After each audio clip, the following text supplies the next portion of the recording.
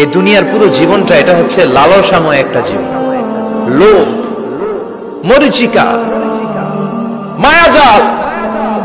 এই মায়াজালে আমরা আটকে আছি, ফলে মৃত্যুর কথা আমরা ভুলে গিয়েছি। পাগলের মতো ছুটছি, আরো টাকা লাগবে, আরো খ্যাতি লাগবে, আরো যশ লাগবে, আরো দাপট লাগবে। আমার এত টাকা দিয়ে কি হবে? এত সম্পদ দিয়ে কি হবে?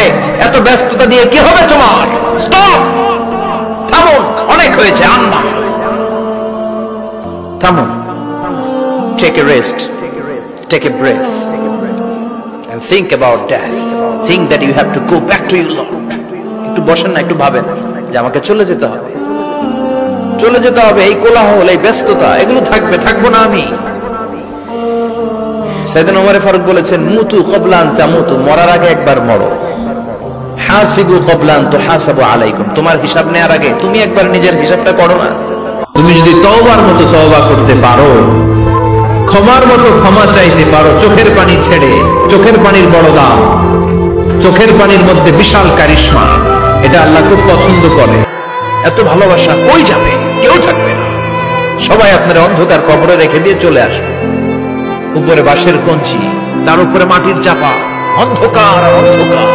এই অন্ধকার যেন শেষ হতে চায় না, শুধুই অন্ধকার, ঠিক কিনা? আল্লাহ বলে, আমারে তোরা চিনিস না, চিনে নে। আমি হলাম এমন সত্তা, আমি তোমাদের জন্য জমিনটারে সমতল বানিয়ে দিয়েছি, তাই যেখানে মন চায় তোমরা সুন্দর করে হেঁটে হেঁটে যেতে পারো। তার মানে এই নয় যেখানে খুশি সেখানে যাবা, শেষকালে আমার দিকে ফিরে আসতে হবে, ঠিক কিনা?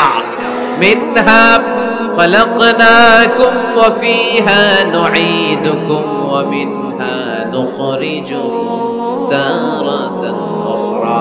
মাটি থেকে বানালাম, মাটির কবরে পাঠালাম, আবার মাটির কবর থেকে আমাদেরকে উঠাইয়া দিবে কে? মায়ের দোয়া ছাড়া কেউ জীবনে সফল হতে পারে? মা যার চলে গেছে তারা জানে মা না থাকার কি জ্বালা। মার কথা মনে পড়ে না? যখন রাত্রি নিঝুম, এই চোখে ঘুম, একলা শূন্য ঘরে, তোমায় মনে পড়ে মাগো, তোমায় মনে পড়ে।